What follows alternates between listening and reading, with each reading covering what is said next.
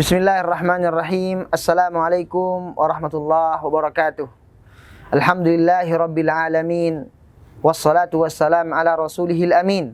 Wa ala alihi wa ashabihi ajma'in. Amma ba'd. Alhamdulillah, bulan Ramadan adalah bulan yang sangat agung, bulan yang sangat mulia, bulan yang di dalamnya banyak sekali ibadah-ibadah yang dilipat gandakan oleh Allah Subhanahu wa taala. Namun yang menjadi ikonnya Ramadan, ramznya Ramadan atau alamatnya Ramadan adalah puasa itu sendiri. Ya ayyuhalladzina amanu kutiba alaikumusiyam. Kita diwajibkan untuk berpuasa. Dan puasa Ramadan ini adalah syariat yang sangat agung dan hikmah besar yang Allah Subhanahu wa taala janjikan pada bulan Ramadan ini luar biasa. Umat Islam berpuasa, Allah berikan dengan puasanya itu banyak sekali hikmah-hikmah. Namun kita sekarang berada di zaman yang banyak sekali pergeseran-pergeseran terjadi. Kalau di zaman Rasulullah sallallahu alaihi wasallam dulu, orang-orang berpuasa menjadi orang-orang yang lebih kuat daripada orang-orang yang tidak berpuasa. Puasanya mereka membuat mereka itu semakin kuat, semakin tangguh. Kita baca dalam sejarah dan dalam riwayat bahwa peperangan-peperangan yang dimenangkan oleh umat Islam sejak zaman Rasulullah sallallahu alaihi wasallam banyak terjadi pada bulan suci Ramadan. Kita sekarang kebalikan. Ramadan identik dengan kelaparan, dengan santai, dengan istirahat, dan dengan tidak ada aktivitas. Kenapa? Apa yang salah? Apa yang harus kita evaluasi? Ramadan itu bulan tadhiyah, bulan etos kerja, bulan antusias. Itu yang seharusnya terjadi. Maka ada yang salah. Pemirsa yang dirahmati Allah Subhanahu wa taala, yang pertama tentu kualitas niat dan kualitas doktrin ibadah kita berbeda dengan mereka. Tapi sebenarnya ada satu yang juga tidak kalah penting, tentang sesuatu yang harus kita rubah dari gaya kita, dari cara kita dalam berpuasa. Karena sebenarnya kualitas puasa kita tidak sesuai dengan kualitas dan formula puasa yang dilakukan oleh Rasulullah sallallahu alaihi wasallam. Jadi ada beberapa tips untuk kita semua bagaimana berpuasa sehat ala Rasulullah sallallahu alaihi wasallam. Karena puasa itu menyehatkan. Semua penyakit atau kebanyakan penyakit yang menimpa kita rata-rata karena pola makan dan apa yang kita masukkan ke dalam perut kita. Maka manajemen perut ini penting.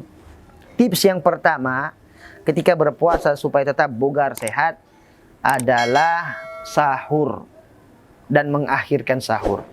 Rasulullah sallallahu alaihi wasallam mengatakan bahwa inna fis sahuri barakah. Sungguhnya di dalam sahur itu terdapat keberkahan. Selain keberkahan yang banyak, juga memang sahur itu membuat kita punya bekal untuk menahan rasa lapar. Kemudian juga lambung kita bekerja dengan dinamis karena ada yang diisi. Bahkan meskipun dengan kurma, bahkan meskipun dengan satu gelas air, bersahurlah karena sahur itu keberkahan. Dan banyak sekali terjadi. Ada orang-orang yang tidak banyak yang dia makan, beberapa suap saja, tapi dia pastikan bahwa dia bersahur. Niatnya sahur untuk puasa. Masya Allah, Allah berikan kekuatan. Itu yang pertama. Kemudian yang kedua, tips yang kedua adalah aktivitas. Aktivitas. Orang puasa jangan diidentikan dengan istirahat, dengan libur. Tidak. Malah aktivitas itu yang memberikan seseorang itu kekuatan. Di pagi hari, kita umat Islam dilarang untuk tidur pagi. Karena tidur pagi menguras dan mengambil keberkahan. Waktu pagi adalah waktu ceria, waktu aktivitas, waktu berkah. Maka kita harus beraktivitas dengan aktivitas yang sewajarnya. Itu yang kedua. Kalau kita lihat kebiasaan para pemirsa yang dirahmati Allah Subhanahu wa taala di negara kita, bahkan di negara lain juga sama, pagi harinya itu waktu tidur.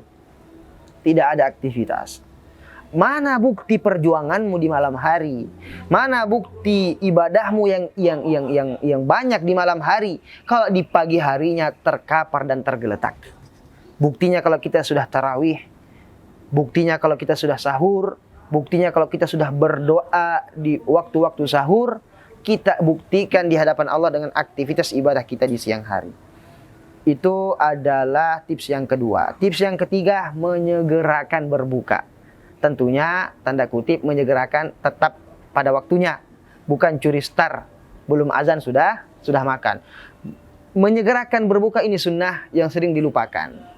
Banyak orang yang karena mungkin tidak merasa lapar, akhirnya sengaja atau mungkin ya memperlambatkan untuk berbuka puasa. Tidak, berbuka puasa itu adalah sunnah yang harus disegerakan.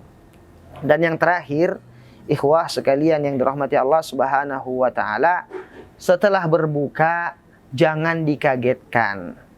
Kita ini sudah mengkondisikan lambung kita, perut kita, selama kita tidak makan, dia istirahat, dia mengembalikan lagi sel-sel yang rusak. Tetapi setelah berbuka langsung balas dendam. Ini adalah pola puasa yang salah. Jadi jangan dikagetkan. Mulai dengan aswadain, kurma dengan air, sebagaimana Rasulullah Shallallahu Alaihi Wasallam memulai. Kalau di tempat kita, ya bolehlah dengan kurma Indonesia, makan gorengan 1-2 biji. Jangan terlalu dipaksakan. Nanti setelah malam, setelah sholat tarawih, kemudian makan dengan makan yang secukupnya. Wasiat Rasulullah Shallallahu Alaihi Wasallam, beliau itu makan sebelum lapar, berhenti sebelum kenyang. Jangan dipaksakan, karena perut yang lapar kemudian langsung dikagetkan dengan makan yang banyak, dengan bermacam-macam variasi, malah akan membuatnya semakin rusak dan semakin kewalahan. Jadi itu beberapa tips. Semoga kita semua disehatkan oleh Allah, diberikan penjagaan, diberikan libasul afiyah, diberikan afiyah oleh Allah Subhanahu wa taala dengan afiyah yang sempurna. Barakallahu fikum. Assalamualaikum warahmatullahi wabarakatuh.